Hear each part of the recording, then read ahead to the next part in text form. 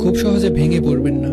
যখন রক্তের সম্পর্কের কেউ আপনার সাথে প্রতারণা করবে, ভেঙে পড়বেন না, মনে রাখবেন হযরত ইউসুফ আলাইহিসসালাম আপন ভাইদের দ্বারা প্রতারিত হয়েছিলেন।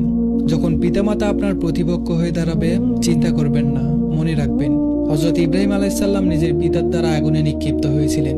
যখন ঘোর বিপদে পতিত হবেন এবং বের হয়ে আসার কোনো উপায় খুঁজে পাবেন না, তখন ভেঙে পড়বেন না, মনে রাখবেন হযরত ইউনূস আলাইহিসসালাম মাছের পেটের অন্ধকার প্রকোষ্ঠ হতে উদ্ধার হয়েছিলেন।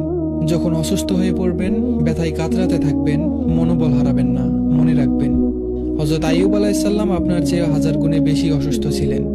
যখন পরিবার, আত্মীয় স্বজন, বন্ধু বান্ধব সারা দুনিয়ার দৃষ্টিতে কৌতুকের পাত্রে পরিণত হবেন, হতাশ হবেন না। স্মরণ করবেন প্রিয় নবী হযরত মুহাম্মদ সাল্লাল্লাহু আলাইহি ওয়াসাল্লাম তার আপনজনের কাছে হাসি তামাশার পাত্রে পরিণত হয়েছিলেন। তাই ভেঙে না পড়ে আল্লাহর উপর ভরসা করুন, তিনি অবশ্যই আপনাকে সাহায্য করবেন।